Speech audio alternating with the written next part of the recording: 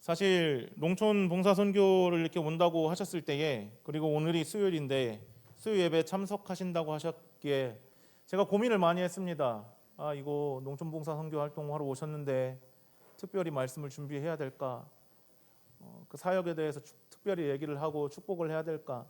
아니면 우리가 하던 대로 그냥 말씀을 진행을 해야 될까 생각하다가 그냥 저희 하던 대로 하기로 했습니다. 편해서가 그런 게 아니라요, 하나님께서 은혜를 주시겠죠.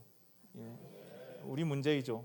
말씀을 받는 우리의 문제이고, 하나님께서는 무엇인가를 예배해 두셨으니 그 말씀 듣고 은혜가 있기를 주님의 이름으로 소망합니다.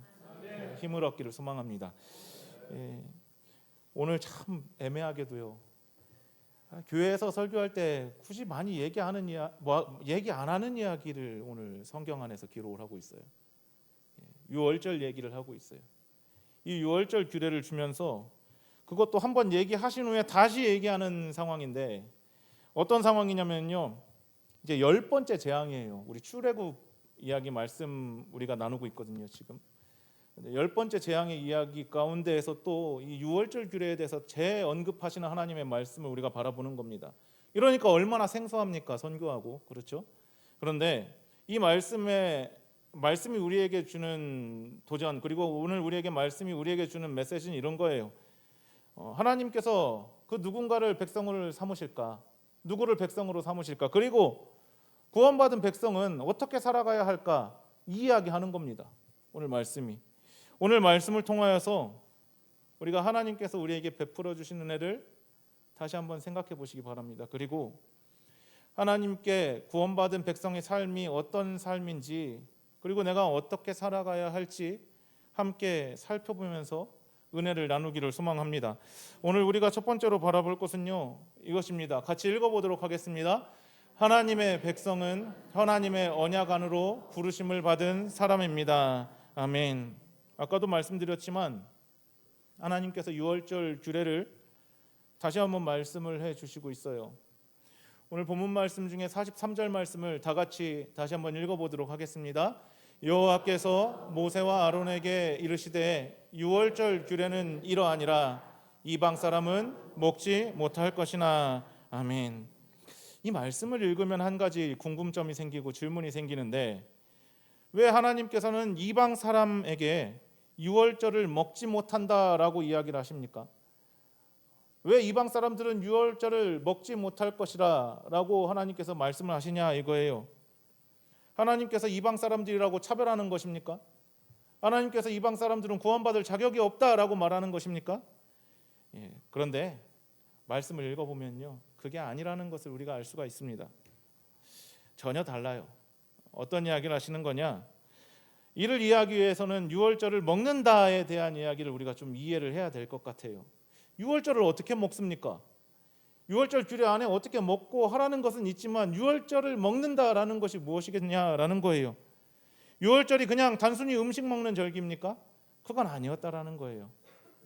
분명히 정신적인 측면도 있고 의식적인 측면도 있는데, 먼저 정신적인 측면으로서 우리가 이 유월절을 바라보자 하면은, 하나님께서 이스라엘 백성들을 구원하신 날, 하나님께서 이스라엘 백성들을 출애굽시키고 구원하신 그날 밤에 이스라엘 백성을 구원하신 그날에 그것을 기억하면서, 이것은 정신적인 측면이에요. 그것을 기억하는 것. 그래서 어린 양을 잡아서 하나님께 드리고, 그리고 그 어린 양의 고기를 가족들이 함께 나눠 먹는 그 예식, 이것은 의식적인 측면이죠. 그것이 유월절이라고 우리가 보면 되겠습니다. 다시 말해서 이것을 합쳐서 유월절 식탁에 참여한다라고 할 수가 있겠는데, 이 유월절 식탁에 참여한다라는 것은요, 나는 하나님께서 구원하신 백성입니다 라고 믿음을 고백하는 자리에 참여한다라는 것으로 우리가 이해할 수 있겠다, 우리가 그렇게 바라볼 수 있겠다 하는 것이죠. 그런데 그렇기 때문에 우리는, 그게 모인 사람들은 나는 하나님께서 구원하신 사람입니다, 나는 하나님의 구원의 은혜를 입은 사람입니다. 이 사람들이 참여하고 그곳에 있는 거잖아요. 그렇기 때문에 하나님께서는 아무나 그 식탁에 참여하도록 두지 않으셨다라는 겁니다. 아무나 참여할 수 없었어요.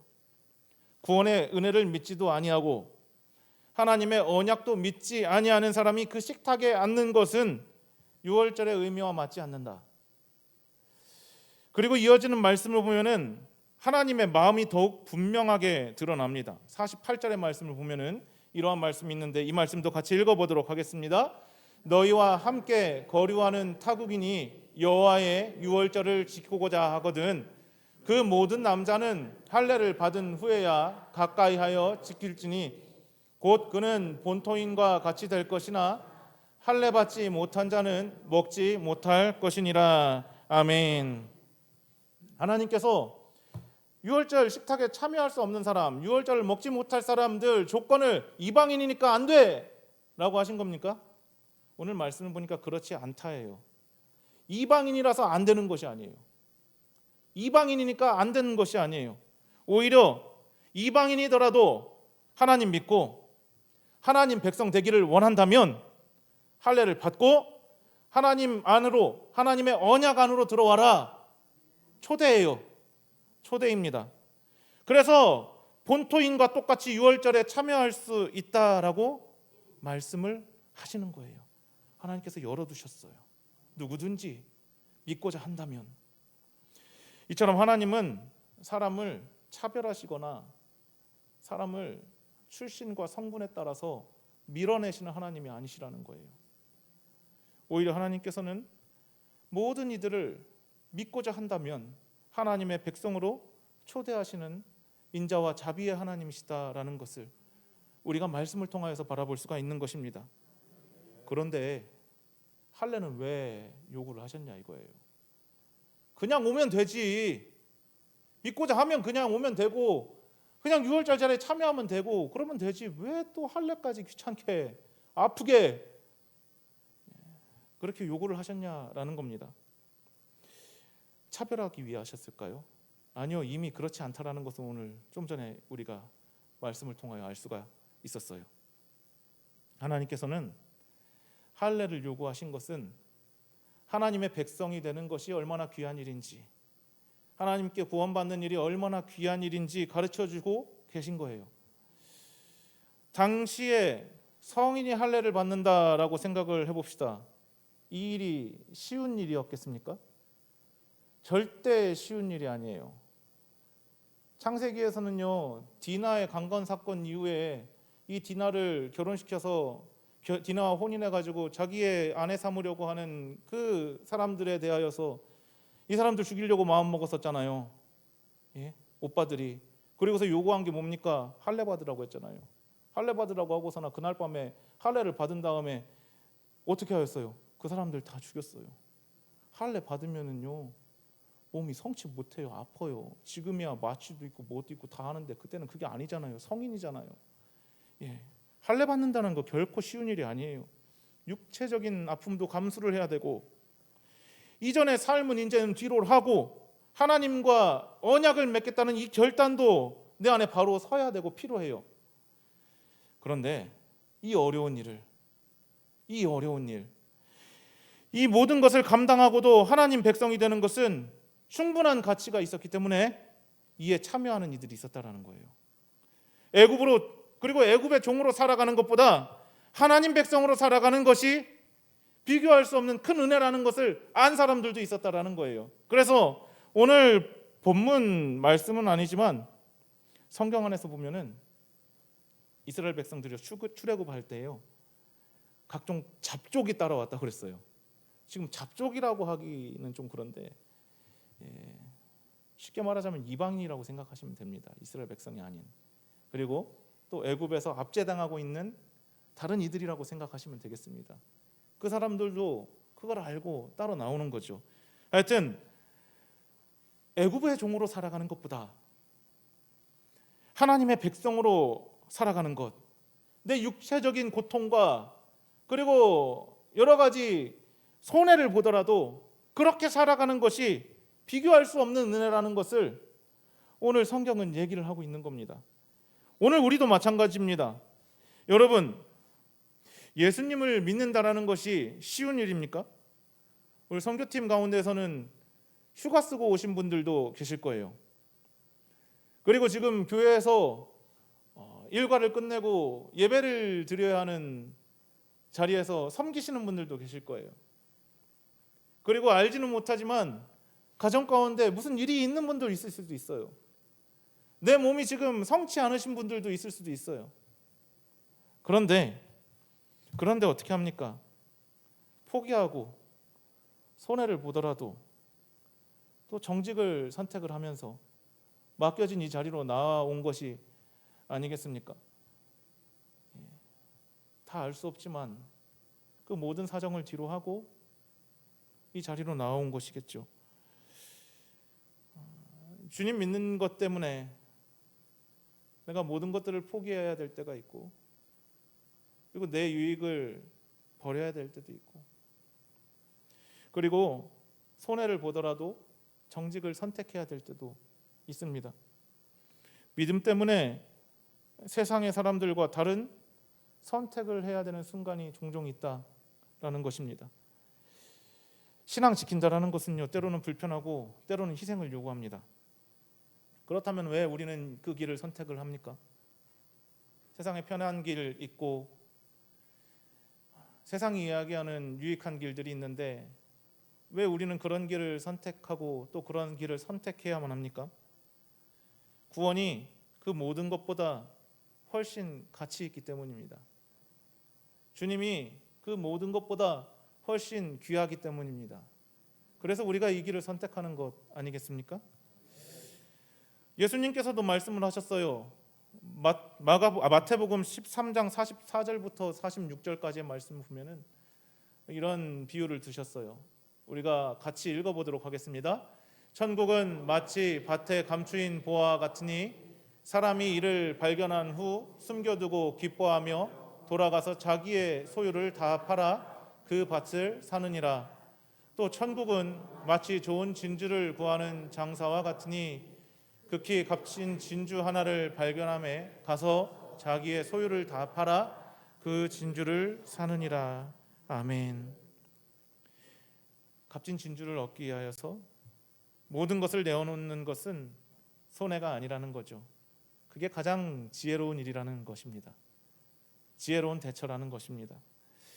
이처럼 하나님의 백성이 되는 것은 세상의 어떤 것과도 바꿀 수 없는 은혜인 줄로 믿으시기 바랍니다.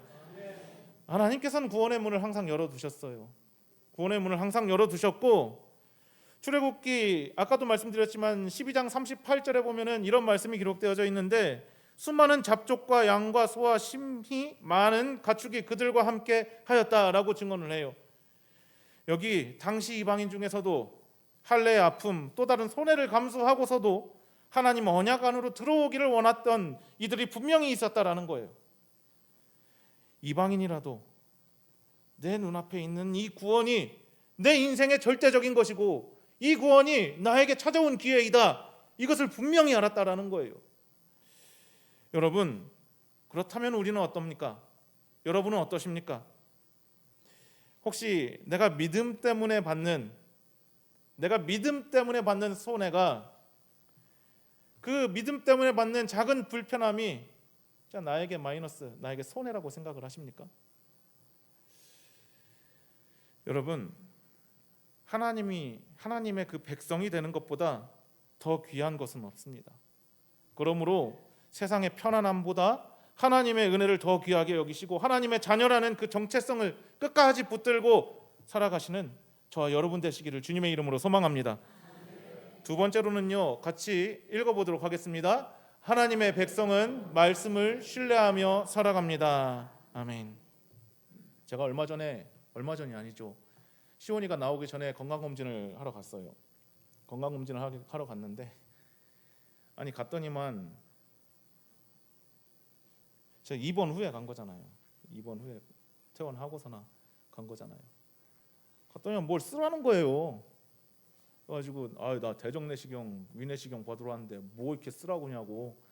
봤더니만 이거 써놓고서나 못 일어나면은 책임 안 진다는 거예요.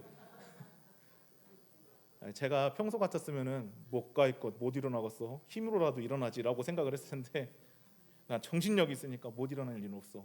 약이 들어와도 나는 눈 뜨고 있을 거예요. 그랬는데 이 퇴원 후에 받아들고 또 조금 있으면 아기도 나오고 그러니까 여러 가지 생각이 막 오는 거예요. 자, 이거 나 못 일어나면 어떻게 하냐. 강사 사무 이거 큰일 날 텐데. 두려운 거예요. 예. 그리고 두려운 건 둘째치고 저기 있는 저 사람들 되게 못 믿겠는 거예요. 제대로 야근 늘라나? 깨딱 잘못해가지고 초과해서 넣던지 그래가지고 나 진짜 못 일어나는 거 아니야? 막 별 생각이 다 들어요. 그래서 제가 내시경을 웃으시는데 전 그때 진지했어요. 내시경이 아니었어요. 예. 받았을까요? 아니면은 그냥 뒤로 하고 나왔을까요? 야, 그럼 질문 드려야지. 받았다. 안 받았다. 받았어요. 그런데도 검사 받는 거죠. 예, 그렇죠? 의사 선생님 신뢰하고 또 우리나라 기술력이 얼마나 좋습니까? 예, 그 병원은 외국인도 와서 찾아와가지고서 그 병원에서 검진한다는데 믿어야죠. 신뢰하는 거죠. 신앙도 그렇습니다. 여러분 믿음에 대하여서 신앙에 대해서 모두 다 알고 신앙생활 하시는 분 계십니까? 아마 저를 포함해서 한 분도 안 계실 거예요. 말씀을 들어도 날마다 새롭고 그리고 하나님의 은혜가 날마다 새롭게 나에게 임하고 또 내가 하나님 찬송할 때에 주시는 은혜가 날마다 또 다르고 까먹는다는 소리가 아니에요. 날마다 새롭다라는 거죠. 다 알 수 없어요. 우리가 평생을 신앙생활을 해도. 그렇게 신앙생활을 우리가 하고 있잖아요. 우리가 구원받은 그 은혜를 가지고 하나님을 신뢰하기 때문에 먼저 믿고 순종의 길로 나아가는 것 아니겠습니까? 그러니 성도의 믿음을 세상이 이해를 못하는 거죠. 예. 내가 하면 하고 주고받는 게 있어야 되는데 이해가 돼야 되는데 논리적으로 그 차원을 넘어서 버리니까 이해를 못하는 거죠. 여러분 오늘 본문의 마지막도 바로 그런 믿음을 우리에게 보여주고 있어요. 같이 읽어보도록 하겠습니다. 온 이스라엘 자손이 이와 같이 행하되 여호와께서 모세와 아론에게 명령하신 대로 행하였으며 아멘. 51절도 같이 읽어볼까요? 바로 그날에 여호와께서 이스라엘 자손을 그 무리대로 애굽 땅에서 인도하여 내셨더라. 아멘. 이 두 구절에서 가장 눈에 들어오는 이야기는 절이 넘어갔기 때문에 말씀을 드리겠습니다. 그대로 행하되라고 하는 말씀과 명령하신 대로 행하였다라 하는 이 말씀입니다. 하나님께서 이스라엘 백성에게 주신 명령이 보통 사람의 생각으로는 이걸 이해할 수가 없는 것입니다. 어린 양을 잡아서 그 어린 양의 피를 문설주에 바르고 이 말씀을 이해를 하실 수가 있겠습니까? 이해 절대 못하죠. 전혀 이해할 수 없어요. 아니 모두 이해할 수가 없어요. 성경은 그래서 이 모든 말씀을 이 모든 명령을 이스라엘 백성들이 다 이해를 했다라고 말을 안 해요. 누가 이해해서 이런 대로 행하고 그래서 그 이해한 사람이 설득을 해서 이스라엘 백성들이 그 문설주에다가 양을 잡아가지고 피를 발랐다 이렇게 얘기 안 해요. 이 안에는 어떤 위대한 영웅의 이야기가 없어요. 그래서 모세도 아니고요 아론도 아니에요. 오직 하나님의 말씀대로 그들이 신뢰했고 그대로 행동했어요. 그리고 이어지는 말씀이 놀라운 거죠. 오늘 본문 말씀 51절 다시 한번 같이 읽어보도록 하겠습니다. 바로 그날에 여호와께서 이스라엘 자손을 그 무리대로 애굽 땅에서 인도하여 내셨더라. 아멘. 성경이 오늘 바로 그날에 원문으로 해석하면 바로 그 같은 날에 하나님께서 이렇게 하셨다라고 기록을 하고 있어요. 이 날이 어떤 날입니까? 430년 동안 종살이가 끝난 날이요. 그리고 하나님께서 약속하신 구원이 현실에 된 날이에요. 하나님의 약속이 하나님의 시간표대로 이루어진 날이에요. 성도 여러분, 우리는 말씀을 통하여서 예수 그리스도를 통하여서 하나님의 신실하심을 이미 보았습니다. 예수님께서는 유월절에 어린 양이 되셔서 십자가에서 자기의 피를 흘리심으로써 우리를 죄와 사망에서 구원하여 주셨습니다. 우리는 그 은혜로 하나님의 백성이 될 수 있는 것이죠. 하나님을 아버지라 부를 수가 있는 것이죠. 그러므로 하나님의 말씀을 신뢰하면서 살아가는 것은 구원을 얻기 위한 노력이 아니라 구원받은 백성으로서 하나님께 감사와 믿음의 고백, 그 믿음에 대한 응답을 드리는 그 행위라는 것을, 그 믿음이라는 것을 잃어버리지 마시기 바랍니다. 우리 함께 예배하는 성도들 가운데 지금 이번 주에 농촌봉사 선교를 위해서 신강교회 성도들이 이 자리로 왔어요. 교회와 마을을 찾아왔어요. 날씨가 오늘은 다행히도 그나마 좀 나았어요. 그렇죠. 그런데도 더워요. 아까도 마을 회관 가가지고 우리 장로님 이렇게 일을 하시는데 땀 몇 감아요. 그래도 땀 몇 감아요. 힘들어요. 아까도 이렇게 들어와서 보는데 목사님 저 위에 매달려 있는데 위면 시원할 줄 알았더니만은 아니에요. 목사님도 땀 몇 감으셨어요. 쉬운 일이 아니라니까요. 그런데 이렇게 덥고 또 어떻게 보면 모든 것이 갖춰져 있지도 않고 이런데 이런 상황 가운데서도 기쁜 마음으로 섬기고 계시지 않습니까? 그래서 그 모습들을 보면서 제 머릿속에 계속 이 말씀이 떠오르는 거예요. 온 이스라엘 자손이 그대로 행하되, 이스라엘 백성들이 뭘 알고 무엇을 믿고 하나님 말씀대로 그대로 행했냐라는 거예요. 여러분, 말씀은 아는 데서 끝나는 것이 아닙니다. 살아내야 됩니다. 사랑하는 말씀 앞에서 사랑으로 응답을 하는 것이고, 섬기라는 그 말씀이 있다면 그 말씀 앞에서 섬기는 것이고, 기쁨으로 순종하는 일이죠. 그래서 오늘의 이 섬김이야말로 선교팀의 그리고 교회의 섬김이야말로 말씀을 삶으로 온전히 실천하는 아름다운 모습이라고 우리는 믿어요.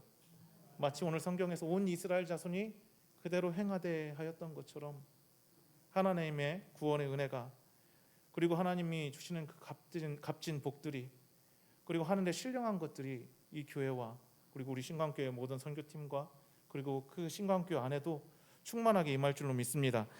사랑하는 성도 여러분, 오늘 말씀에서 이스라엘 백성들에게 그 같은 날이 임했어요. 그 같은 날이 임했어요. 이와 같이 우리에게도 하나님께서 예배하신 그 날이 있는 줄로 믿으시기 바랍니다. 오랜 기도에 응답하시는 날, 하나님께서 그 길을 여시는 날, 기다리는 은혜를 경험하는 그 날, 그 날이 우리에게도 임할 줄로 믿습니다. 그런데 그날은 하나님이 하셔요. 그날은 우리의 시간표가 아니라 하나님 시간표를 찾아서, 하나님의 시간표를 따라서 찾아옵니다. 그러므로 우리는 결과를 염려하기보다 오늘 우리에게 주신 말씀을 신뢰하시면서 한 걸음 순종의 길로 나아가시기 바랍니다. 하나님께서 이스라엘 향한 약속을 이루어 주셨습니다. 이처럼 오늘도 말씀을 붙들고 살아가는 하나님의 백성의 삶 가운데, 그리고 가장 선한 때에, 그리고 가장 완전한 때에 은혜를 베푸시고 약속을 이루시는 그 하나님, 그 우리의 하나님을 믿으시는 저와 여러분 되시기를 바랍니다. 여기 계신 저와 여러분 모두 신실하신 하나님을 경험하는 복된 성도 되시기를 주님의 이름으로 축원합니다. 기도하시겠습니다.